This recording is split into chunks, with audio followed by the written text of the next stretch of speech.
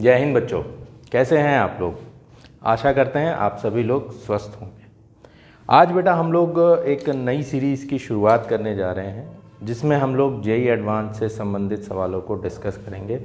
Basically इसमें सवाल यूरोडोव के होंगे और एसएस क्रोटोव के होंगे। ठीक है, उनको हम लोग multiple choice question, single choice question के टर्म्स में लेकर आएंगे। जहाँ तक पॉसिबल होगा उनको बेटा मैच द फॉलोइंग टर्म्स में भी लेकर आएंगे। यानी कुल मिलाकर जो एसएस क्रोटोव और यूरोडोव की प्रॉब्लम्स हैं उनको हम लोग ऑब्जेक्टिव टाइप में लेकर आएंगे और सॉल्व करने का प्रयास करेंगे। उसी का एक उदाहरण है, मैं यहाँ पर एक सवाल को लेकर आया हूँ। प्रॉब्लम नंबर 3.16 है एसएस क्रोटोव का। ठीक है, और ऐसे ही हम लोग एक एक सवाल हर उसमें डिस्कस करते जाएंगे। जितना पॉसिबल हो सकता है उतना ज़्यादा डिस्कस करेंगे हम लोग। ठीक है, आशा करते हैं आप सभी लोगों को हमारी सीरीज़ पसंद आएगी बेटा। अगर आप लोग को पसंद आए तो लाइक करिएगा, सब्सक्राइब करिएगा और शेयर करिएगा। ठीक है, तो चलिए स्टार्ट करते हैं। सवाल है बेटा, two balls of charges Q1 and Q2 initially have a velocity of same magnitude and direction. After a uniform electric field has been applied during a certain time, direction of velocity of first ball changes by 60 degree and magnitude of velocity is reduced by half. The direction of second ball changes thereby 90 degree then. First option है बेटा, velocity of second ball after removal of electric field is v√3, जहां v initial velocity है, यानी electric field के apply होने से पहले वाली जो वेलोसिटी है वो इनिशियल वेलोसिटी v है। सेकेंड है बेटा, velocity of second ball after removal of electric field is v/√3। And third option है, चार्ज टू मास रेशियो यानी q/m ratio of second ball is 3/4 k, जहां k है charge to mass ratio of first ball, यानी charge to mass ratio of first ball के terms में आपको second ball का charge to mass ratio देखना है अगर सवाल में आ रहा है तो। And last option is charge to mass ratio of second ball is 4/3 के। सवाल को आराम से एक बार आप लोग रीड कर लीजिए, एक बार समझ लीजिए, 2 मिनट का समय लीजिए, स्क्रीन को पॉज कीजिए और पॉज करने के बाद इस सवाल पे एक बार अटेम्प्ट कीजिए, जिससे आपको पता चले कि बेटा आखिर करना क्या है। क्लियर है बात? तो आइए इसका सॉल्यूशन देखते हैं बेटा। ऑप्शंस को रिमूव कर दे रहे हैं क्योंकि ऑप्शंस हम बाद में भी देख सकते हैं। अब जरा सवाल को एक बार अच्छे से समझ लिया जाए कि सवाल क्या कह रहा है। सवाल हमारा ये कह रहा है कि भाई साहब 2 बॉल्स हैं जिनके चार्ज कितने हैं बेटा, Q1 और Q2 हैं। इनके पास जो वेलोसिटी है पहले उसके सेम मैग्नीट्यूड और डायरेक्शन दोनों सेम है। यानी कि अगर मैं सवाल में डायग्राम बनाना चाहूँ, एक छोटा सा रिप्रेजेंटेशन, जिससे कि मेरे को समझ में आए कि सवाल कैसे चल रहा है, तो कुछ कहानी ऐसी होगी कि मेरा एक चार्ज Q1 है जिसका मास m1 है, एक चार्ज Q2 है जिसका मास m2 है। Both have same direction of velocity और उसको हम v से रिप्रेजेंट कर रहे हैं। क्लियर है? ठीक, बात करते हैं आगे। After a uniform electric field has been applied, बेटा जब किसी चार्ज पर यूनिफॉर्म इलेक्ट्रिक फील्ड अप्लाई होगी तो उन पर फोर्स भी लगेगा। एक और बात, इनके बीच में जो इलेक्ट्रोस्टैटिक इंटरैक्शन फोर्स है वो नेग्लिजिबल है, ऐसा क्वेश्चन में बोला गया है। मैं लिख नहीं पाया हूं, ठीक है, बट उसमें है, आप लोग देख सकते हैं। तो इनके बीच में किसी तरीके का इलेक्ट्रोस्टैटिक फोर्स नहीं लग रहा है। ये दोनों चार्जेस अलग अलग स्पेस में मूव कर रहे हैं विद सेम डायरेक्शन। ठीक है, तो इलेक्ट्रिक फील्ड जब लगती है तो इनका, हाँ, पहली बॉल का जो डायरेक्शन है वो 60 डिग्री से बदल जाता है। यानी कि जो पहली बॉल है वो अपने ओरिजिनल डायरेक्शन से 60 डिग्री पर चली जाती है। तो भाई मान लो यहां तक इलेक्ट्रिक फील्ड लगी और इसके बाद हट गई, तो जो करंट सिचुएशन है वो ये नजर आएगी बेटा। ये मेरा मास m1 है, चार्ज q1 है और डायरेक्शन बदल चुका है, that is v1 original direction से कितने डिग्री पर जा गया है बेटा? 60 डिग्री पर। ठीक, फिर उसके बाद and magnitude of velocity is reduced by half, यानी v1 जो है वो v/2 है। The direction of the second ball changes there by 90 degree, और सेम काम सेकेंड बॉल के साथ होता है लेकिन उसका डायरेक्शन बदल जाता है 90 डिग्री से। तो यानी कि जब कहीं यहां पर पहुंचेगी second ball, mass m2 with charge q2, ये ओरिजिनल डायरेक्शन है और नया डायरेक्शन इनका ये है, यानी ओरिजिनल डायरेक्शन से 90 डिग्री पर।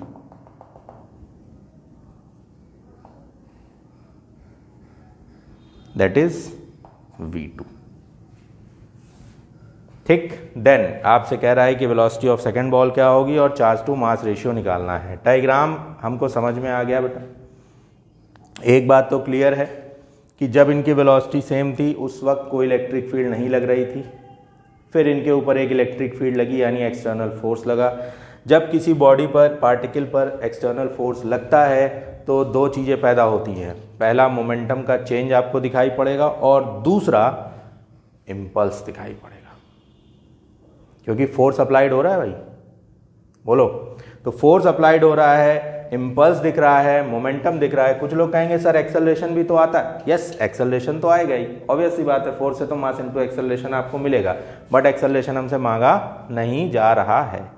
क्लियर है बात? यहां पर जो चीज हमको बहुत क्लियरली दिख रही है वो है चेंज इन मोमेंटम। तो सर्वप्रथम सबसे पहला काम हम यही करते हैं कि मोमेंटम का चेंज कैलकुलेट करते हैं।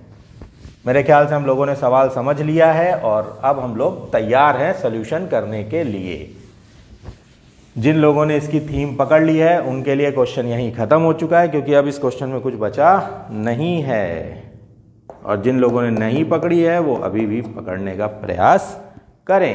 सर्वप्रथम मैं फर्स्ट बॉल के लिए बेटा इनिशियल मोमेंटम निकालता हूं फॉर फर्स्ट बॉल।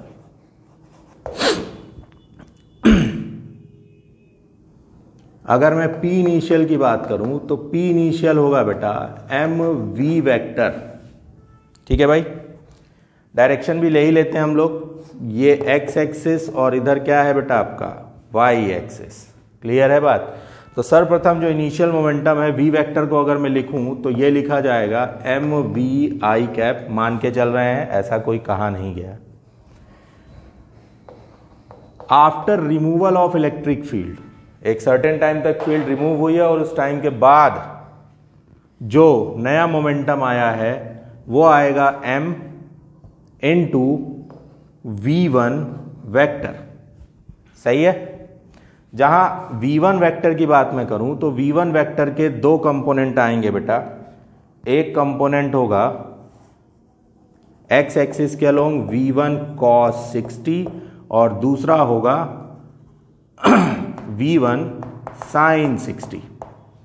ठीक, तो यहां से जो फाइनल मोमेंटम है pf वेक्टर, उसको मैं लिख सकता हूं m ब्रैकेट में v1 cos 60 i cap plus v1 sin 60 j cap. सही है? बोलो भाई। इसके बाद आगे बढ़ते हैं बेटा, change in momentum for first ball निकाल लेते हैं। डेल्टा p इन vector form, final momentum minus initial momentum. Final हम लोग के पास में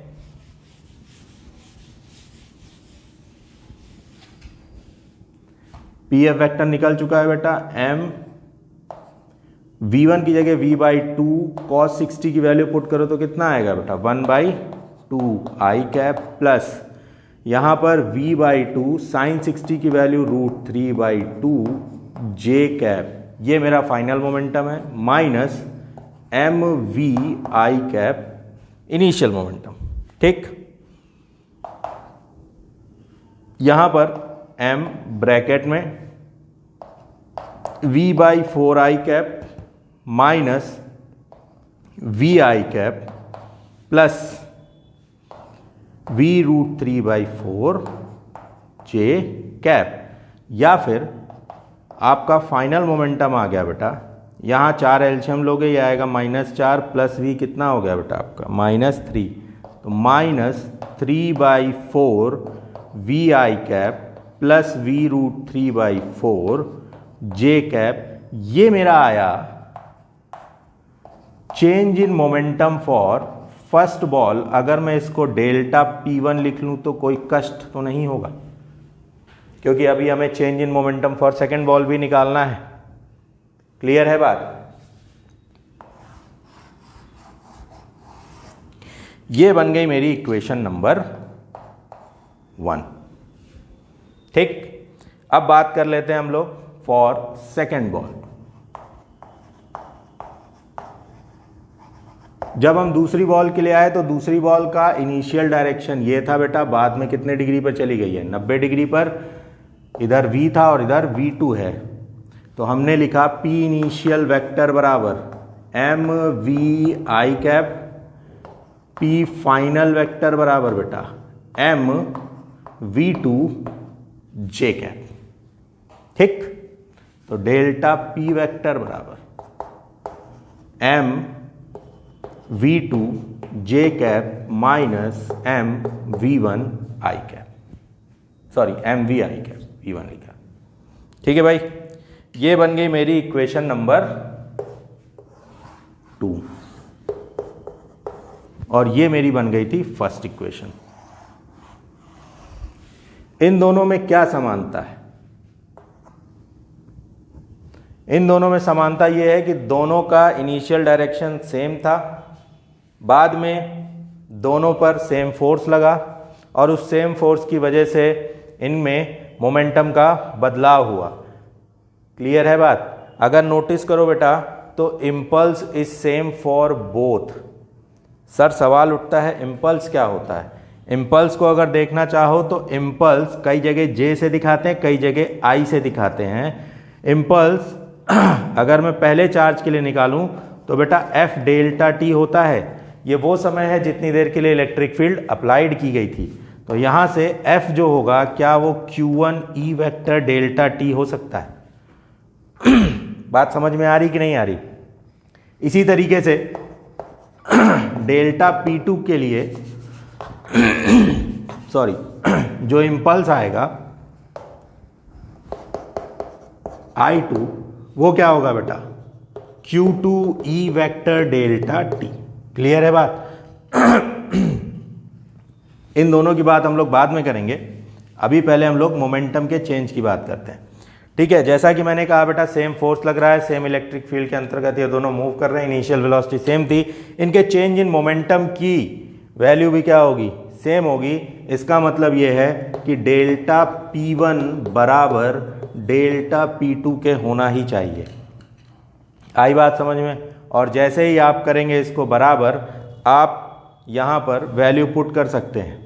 ठीक है, -3/4 mv आई कैप प्लस mv√3/4 जे कैप। इधर स्क्रीन से बाहर चले जाएंगे, थोड़ा सा इस हिस्से को रब कर दे रहे हैं। ठीक है भाई? तो जैसा कि मैंने कहा बेटा डेल्टा P1 बराबर हो जाएगा डेल्टा P2 के, तो यहां पर हम वैल्यू पुट कर देंगे -3/4 mv आई कैप प्लस mv√3/4 जे कैप बराबर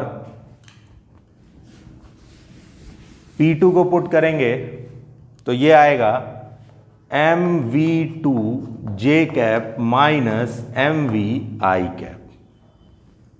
सही है? अच्छा, मासेज इनके अलग अलग है और हमने मासेज बेटा सेम रख दिए हैं, तो मासेज भी अलग अलग कर लेते हैं। ये हो गया m1 m1 m2 m2 m1 m1। ठीक है, कोई दिक्कत? अच्छा, अब जे वाले कंपोनेंट को एक बराबर किया जाए और आई वाले को एक बराबर, क्योंकि left hand side is equal to क्या है बेटा? राइट हैंड साइड है। तो दिस इम्प्लाइज दैट m1v√3/4 बराबर m2v2। This implies that v2 बराबर m1/m2 v√3/4। ये मेरा आ गया v2 in terms of m1 and m2। ठीक, लेकिन सर ऑप्शन से तो मैच नहीं किया। चलो भाई ऑप्शन से मैच करा के देखा जाए। आई वाले कंपोनेंट को भी थोड़ा सा देख लिया जाए। आई वाले को बराबर करेंगे बेटा तो -3/4 m1v बराबर m2v आएगा। माइनस के साथ minus minus cancel out, v से v कैंसिल आउट, m1/m2 बराबर 4/3। इस 4/3 की वैल्यू यहां पुट करो, तुमको v2 मिल जाएगा। v2 बराबर m1/m2 की जगह हमने रखा 4/3 इंटू v√3/4। भाई साहब 4 से 4 कट गया, v2 बराबर मिल गया बेटा, यहाँ √3 से कैंसिल होगा, v/√3। चेक कर लीजिए कौन सा ऑप्शन है। ठीक, मेरे ख्याल से फर्स्ट या सेकंड ऑप्शन होगा मेरे ख्याल से। ठीक है, v/√3। हम लोग को v2 मिल गया। अभी चार्ज बाई मास रेशियो निकालना है। ठीक है, अब बात करते हैं हम लोग चार्ज बाई मास रेशियो को निकालने की। देखते हैं वो आता है कि नहीं आता है। v2 तो आ गया अपने पास में।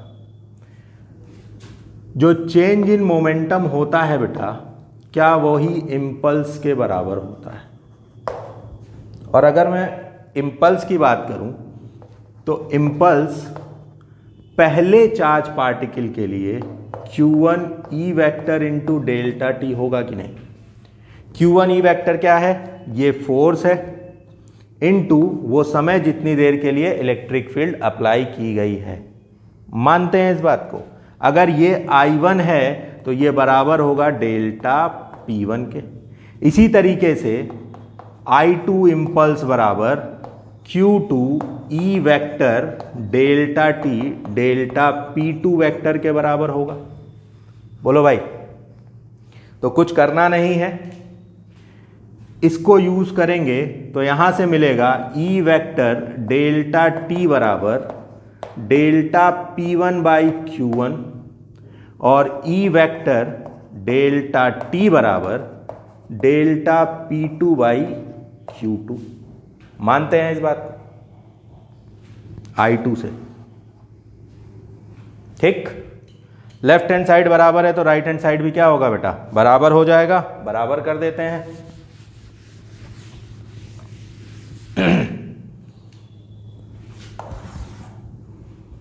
तो इसका मतलब है delta P1 vector by Q1 बराबर delta P2 vector by Q2 हो जाएगा।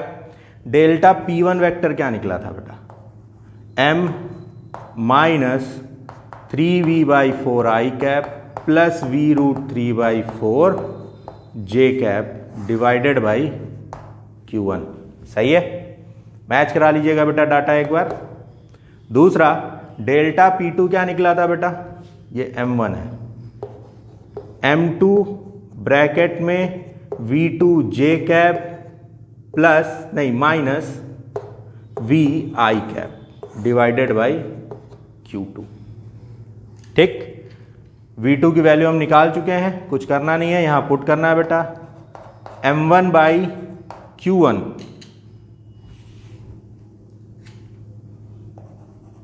m1/Q1 minus 3/4 v i cap plus v√3/4 j cap equal to m2/Q2 in bracket v2 की जगह बेटा हो जाएगा v/√3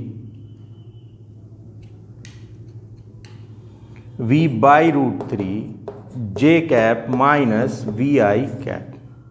ठीक, चार्ज टू मास रेशियो निकालना है।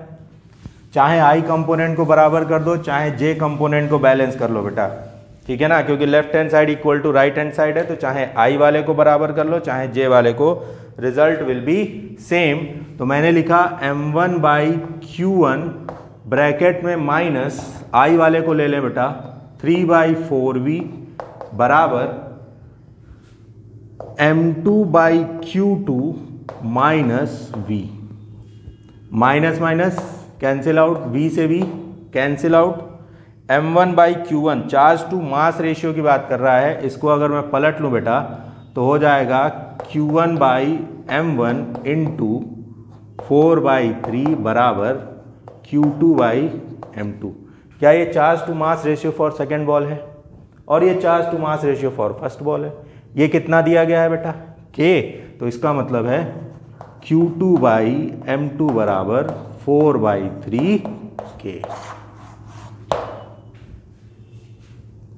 तो आप लोग ऑप्शन चेक कर सकते हैं, चौथा है या तीसरा ऑप्शन है। क्लियर है बात। ये इस तरीके से सवाल का सॉल्यूशन था बेटा। जेईई एडवांस में सवाल बहुत टफ नहीं आते हैं, सवाल ट्रिकी भी थोड़े बहुत आते हैं, लेकिन ज़्यादातर सवाल बेसिक कंसेप्ट को लेकर आते हैं कि आपकी बेसिक समझ सवाल पे कितनी है। ठीक है, फिजिक्स के क्वेश्चन को करने का कोई ट्रिक नहीं है बेटा आपके पास में कि आप कोई बहुत बड़ी ट्रिक लगा लेंगे और सवाल हो जाएगा, नहीं। It all depends upon your thinking, आपकी सोच क्या है। सवाल में अगर आपने कोई एक कड़ी पकड़ ली, ठीक है ना, जो कि सबसे इंपॉर्टेंट है। जेईई एडवांस में दिमाग जितना ठंडा रहेगा आपका, जितने ठंडे शांत दिमाग से आप क्वेश्चन को पढ़ेंगे, उतनी ही आसानी से आप उस कड़ी को पकड़ लेंगे जो सवाल को सॉल्व करने की चाबी बनेगी। क्लियर है बात कि नहीं बेटा। तो यहाँ पर भी आपको समझना होगा, जैसे इस क्वेश्चन की चाबी थी इम्पल्स मोमेंटम थ्योरम। हाँ, ये इलेक्ट्रोस्टैटिक्स का प्रॉब्लम लग जरूर रहा था, लेकिन ये प्योर प्रॉब्लम आपकी कहाँ चली गई बेटा, कंजर्वेशन ऑफ मोमेंटम और इम्पल्स के थ्रू उस पर चली गई। ठीक है, तो इसमें लग रहा था कि इलेक्ट्रोस्टैटिक्स के कंसेप्ट लगेंगे, लेकिन अगर आप नोटिस करो तो इलेक्ट्रोस्टैटिक्स का कंसेप्ट हार्डली यूज किया गया है। क्लियर है, तो आपको यही अंतर समझना होगा सवालों में। ठीक, तो this is all about today's lecture बेटा। इसके बाद हम लोग नेक्स्ट लेक्चर में नेक्स्ट सवाल के साथ मिलेंगे। आपको पसंद आया तो लाइक करिए, शेयर करिए और सब्सक्राइब करिए। Thank you very much.